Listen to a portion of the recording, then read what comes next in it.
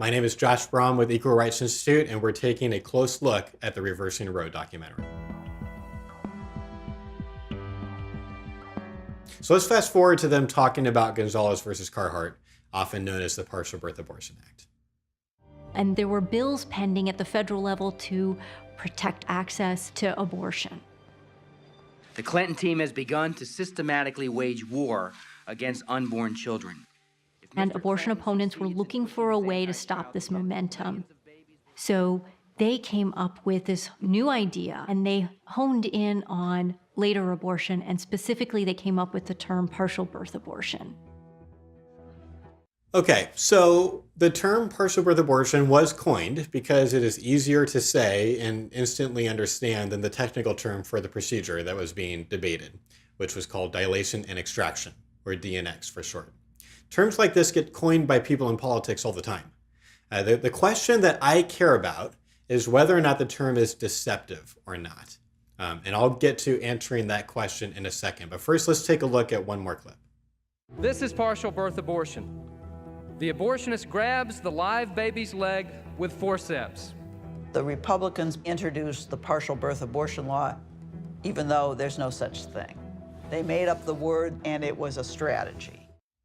Okay, so the clear implication is that this whole thing is basically was just made up by Republicans as this attempt to create more restrictions on late-term abortion. So let's analyze that. Let's take a look at this claim that they just made up this term, they just made up this whole thing. It's a whole made-up thing. Let's get a sense of whether or not that's a true claim. So let's take a look at what this procedure entailed, going straight to the source, the abortion practitioner who literally invented the procedure, Dr. Martin Haskell.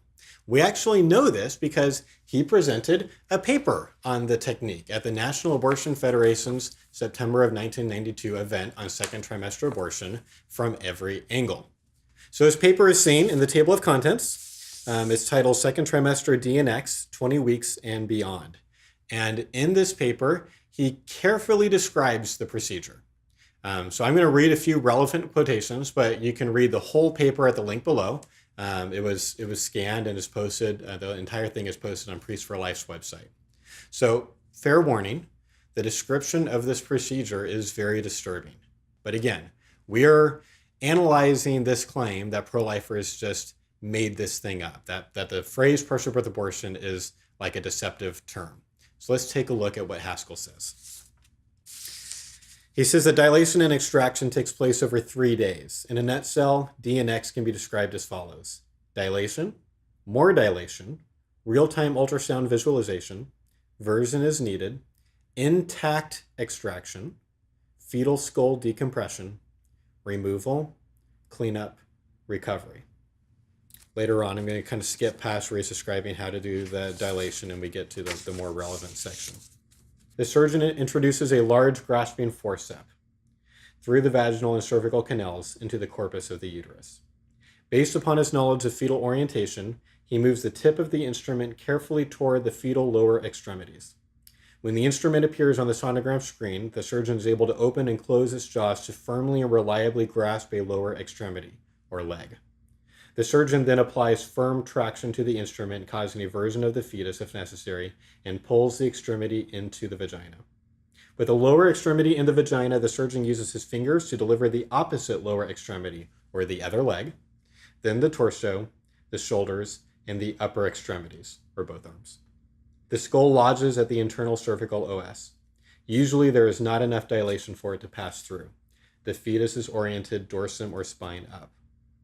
At this point, the right-handed surgeon slides the fingers of the left hand along the back of the fetus and hooks the shoulders of the fetus with the index and ring fingers palm down.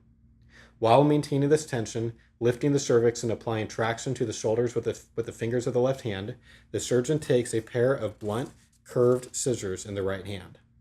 He carefully advances the tip curved down along the spine and under his middle finger until he feels it contact the base of the skull under the tip of his middle finger. The surgeon then forces the scissors into the base of the skull or into the foramen magnum. Having safely entered the skull, he spreads the scissors to enlarge the opening. The surgeon removes the scissors and introduces a suction catheter into this hole and evacuates the skull contents. With the catheter still in place, he applies traction to the fetus, removing it completely from the patient. So the surgeon forces most of the baby's body past the cervix until only the head is hidden from view, and then the surgeon kills the baby by forcing blunt scissors into the base of the skull, opening the scissors to make the wound larger, and then sucking its brains out. What part of the term partial birth abortion is deceptive? This isn't a made-up thing. Dr. Haskell claimed to have done over 700 of these procedures himself to the AMA the following year and pointed out that 80% of these procedures were elective, not necessary to save the mother's life, which was often claimed by pro-abortion choice advocates.